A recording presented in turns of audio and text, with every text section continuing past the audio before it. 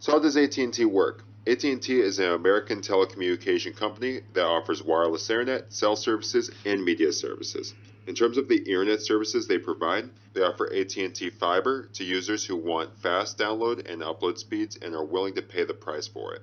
Fiber optic Wi-Fi is becoming more necessary in today's world, and it is great as AT&T holds a significant portion of the fiber market next to Verizon. Most people know AT&T for their cell services, however, which contributes significantly to AT&T's communication revenue, which accounts to about 80% of their total revenue. In terms of communication, I think AT&T has one of the strongest businesses in the communication market, as they have been doing this for quite some time, as we'll talk about in a moment. Of course, they are competing with T-Mobile and Verizon, so they do have some heavy competition. However, AT&T still remains to be one of the largest telecommunication businesses, and therefore AT&T has been able to offer 5G services over a vast portion of their network, which accounts for the majority of the United States. Now, in terms of revenue, Warner Media accounted for approximately 20% of their total revenue, and this leads us to the $43 billion spinoff. In 2018, AT&T acquired Time Warner for about $79 billion with cash and stock, which later appeared to be a mistake as they way overpaid for the company. Although Time Warner came with HBO and CNN and of course Warner Brothers, the company still was way overrepresented, and therefore AT&T is trying to spin off this entity to try to please investors who never wanted this company as part of their portfolio in the first place. Overall, although AT&T wanted to grow, overpaying for a media company was certainly not what shareholders wanted or needed.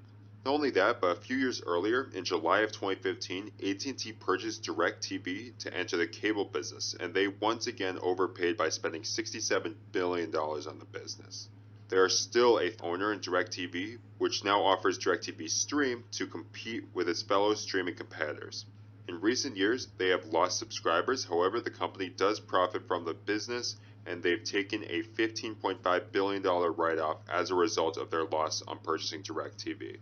Unfortunately, both acquisitions have been troubling for the company, and so the shareholders have certainly taken a hit as a result. AT&T's market cap is around $165 billion, making it a large cap stock, and the company was founded in 1983. However, this is really just for AT&T Incorporated, not AT&T Corporation. The company before the split off used to be called AT&T Corporation, and the company was founded in 1883. So AT&T has been in the telecom business for many years, to say the least.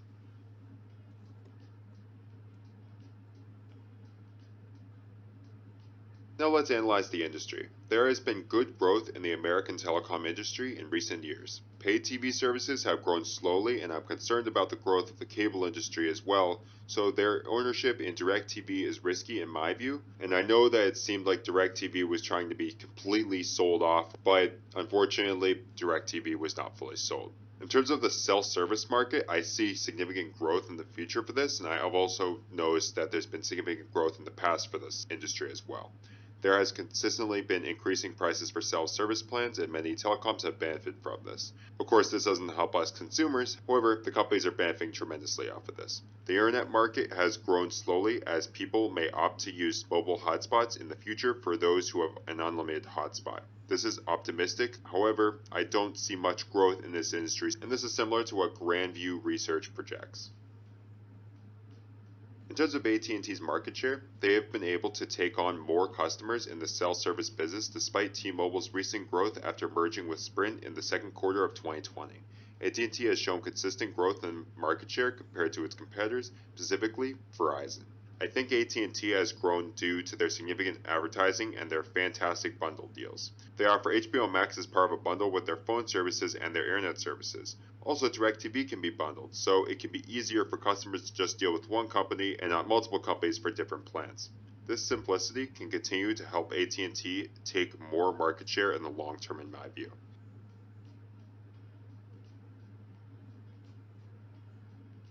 AT&T's price to earnings is a relatively low 8.37 compared to an AT&T competitor, Verizon, which trades at a price to earnings of 9.9. AT&T's PE is lower than Verizon's, which is good as it helps to prove that AT&T may be undervalued compared to other companies in its industry.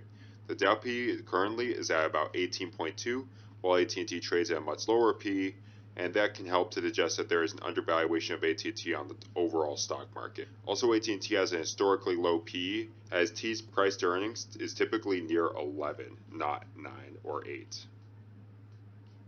And for the price to book, we have the same situation. AT&T's price to book is very low relative to other companies in this field. Currently, T has a price to book of 0.91, and compared to Verizon, which has a price to book of 2.65, AT&T has a low PB.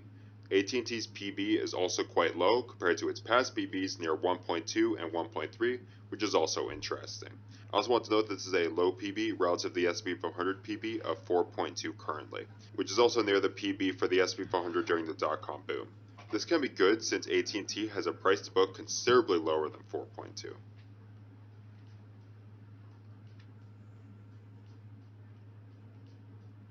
In terms of the intrinsic value, the company seems to offer an upside of 164% due to the strong free cash flow that they offer. After projecting the next 10 years of discounted cash flows from the past 10 years of cash flows, with a perpetual growth rate of 2.5% and a discount rate of 9%, the company offers an intrinsic value of $61.01 per share, relative to a recent closing price of $23 about. Now, there are multiple ways to calculate the intrinsic value, and this is just one way, so please keep that in mind. I also want to note the company's earnings, as their free cash flow, EBIT, and net income appear to be generally increasing over time due to increasing profitability over the past decade. This low growth in earnings relative to other companies like Verizon can be mostly attributed to their expensive acquisitions of DirecTV and Time Warner.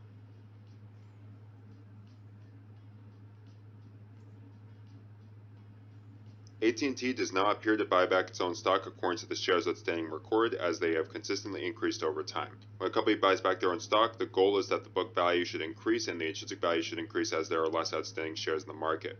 However, this should only happen when the stock is believed to be undervalued, because the money can otherwise be reinvested back into the company for growth, research, and acquisitions instead.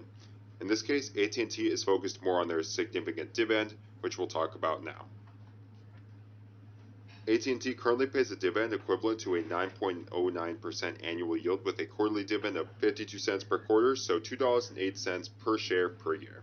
This is considerably more than the company is expected to pay after the Warner Media spinoff, which will essentially be half the dividend as stated here. So I'd expect around a 4% dividend or a dividend similar to Verizon's for the long term. Either way, this is good, as the company is trying to distribute some of their extra funds to their shareholders. Like I mentioned earlier, the company could reinvest this money, however they are clearly determining this money to be extra and can be distributed to the shareholders without harm to the business. So overall, what do we think about AT&T? T appears to be undervalued at the time of recording, in my opinion, due to a relatively low price to book within the industry and a relatively low price to earnings. The intrinsic value is considerably higher than the current trading value of the company's stock. Over the long term, I expect the earnings of AT&T to gradually increase as they continue to grow in market share, and they can offer a significant return through consistent free cash flow and dividends. AT&T offers a relatively safe dividend and no stock buybacks, which is expected since the company is more focused on paying a significant dividend.